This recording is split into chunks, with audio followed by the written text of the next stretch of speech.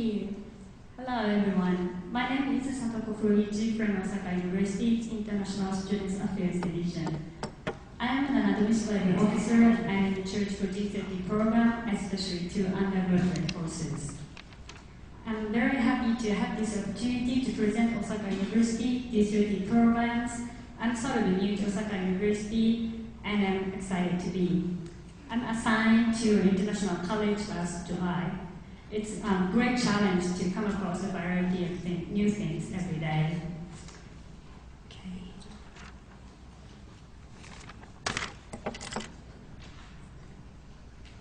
Today, I'd like to give an overview of G30 courses at Osaka University. Talk about recent job promotion activities in India, Thailand, and South Korea. I want to speak about some of the common questions concerning difficulty living in Japan and offer some suggestions for overcoming these perceptions.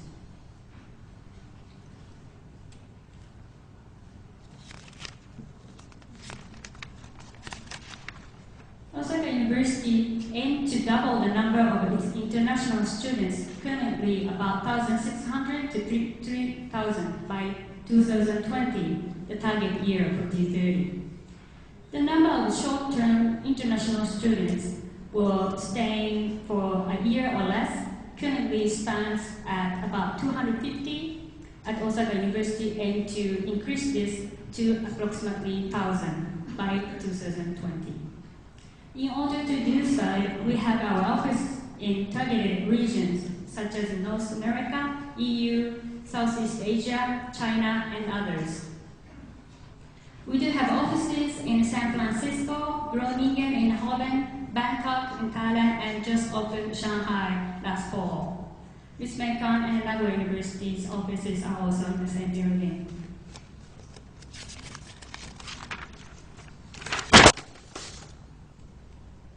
We do have a number of international students. It's 1,608 as of May 1st, 2020.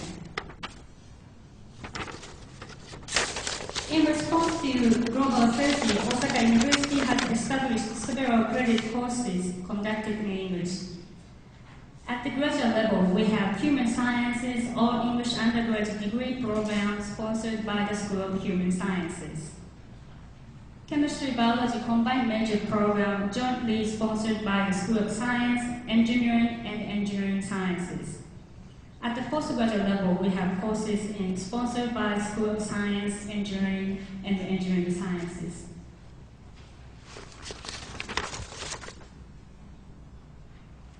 I will explain a little bit about each course. One new program in School of Human Sciences is to be launched in October 2011. We are currently in the final stage of student selection. For the first 2 years, students are provided Japanese language training, and they develop their critical thinking and human science research skills. From the fourth semester, students will major in either global citizenship or contemporary Japan. The global citizenship major is intended to provide a learning environment in which students acquire the necessary knowledge, skills, and attitude for reflecting critically and on engaging positively with global issues. Contemporary Japan major aims to provide students with the Japanese studies curriculum. Japanese language study will be compulsory in the freshman and sophomore years, and for both majors are optional thereafter. These two majors not separate but will be effectively integrated in order to nurture global actors who can think and act both locally and globally as Osaka University's model. Chemistry-Biology combined major program aims to acquire fundamental knowledge and research skills for research between chemistry and biology. This program essentially provides classes taught in English, in liberal arts, basic sciences, and basic mathematics, as well as in-depth chemistry and biology classes such as organic chemistry, molecular genetics, and more. special features of this program are small classes and seminars, enabling the highest educational opportunities. Most of the students in this program will be expected to enter graduate courses in Osaka University, and courses such as integrated science course. Well, there are a number of postgraduate courses, and one of them is offered jointly by the Department of Chemistry, Department of Biological Science, and Department of Molecular Science.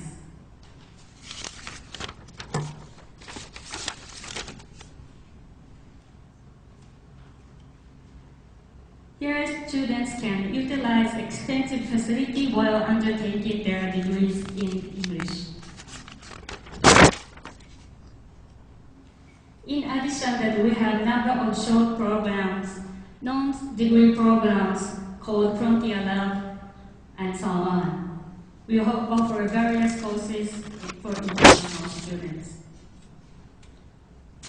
Osaka University recently participated in the JUMP, which stands for Japanese Universities for Motivated People, educational seminar in India, Thailand, and Korea. In Bangkok, was held at Chulalongkorn University shopping complex. They were well attended with 354 participants in Delhi, 259 in Bangalore, 342 in Bangkok, and 193 in South Korea. We provided the information to the visitors about the program. This included detailed information about the courses, admission criteria, and general university topics. In India, our delegation included 2 assistant professors, one from human sciences, one from chemistry biology combined major program, and one administrative officer. The professors provided a brief presentation on their programs, and all the staff were available to speak with the visitors. Visitors asked questions about our programs, admission criteria, scholarship opportunities, and so on. We had extensive brochures and DVDs to give to visitors. However, what was quite noticeable about the questions the visitors asked was many of the questions were about the same topics. The first questions which would be most commonly asked question is the language. This is interesting because all the promotion activities made it very clear that programs are taught in English. Still, students were worried about they can't speak Japanese, and Japanese were not going to speak English. Okay. One thing we did was assistant professor from Australia and from Bangladesh. As an example, that they themselves do not speak nor read Japanese, but they do fine living in Japan. It got great impact on attendees because professors do not speak Japanese at all. And one of the G30 assistant professor in School of Science was once a student at Osaka University, and she said it was hard to follow lectures in Japanese, but reading was no problem as long as living in the academic environment. And so that's no concern for G30 programs. So the professor said she wished that she had that classes while she was in doctoral hall.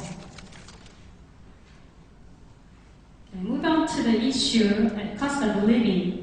We provided the students on the relative cost in Japan in comparison to other countries. Students seemed to quite surprised to find out that cost of study in Japan were not high as they expected. Many potential students had exaggerated ideas concerning living in Japan, but as you can see from the data I got from just our homepage, you can't read, you can see well, the statistics show that it's not true. According to the statistics, for Kinki, including Kyoto and Osaka, cost about 133,000 Japanese yen, all included, even the tuition fees, food, accommodation, travel, and everything. In comparison to other countries such as US or UK, tuition fees for international students are high, and so the students are loaned. And also living in the college town, the accommodation costs more in those countries. But the Kinki area is more affordable than in Tokyo.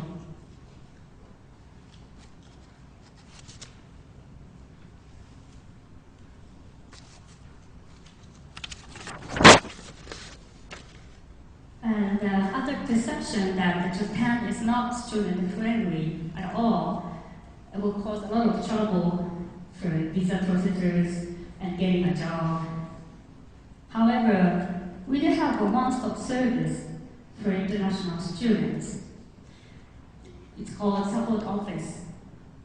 So we can help effectively, no matter what faculty they are in.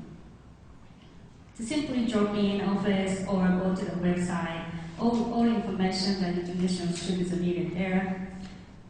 We have a special officer in visa procedures, in housing, and also other daily support like second-hand budget or tea ceremony,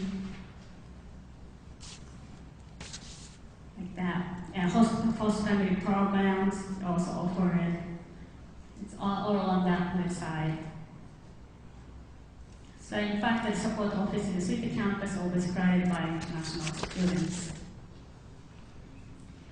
Okay, so the summary is that observing the potential student perception, commonly asked questions received to study in Japan, necessity of Japanese language. Our international officers and professors do not have advanced Japanese skills, but they do fine.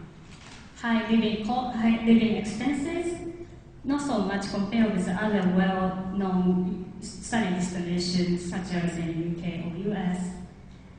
Difficulty in obtaining information on scholarship and financial assistance.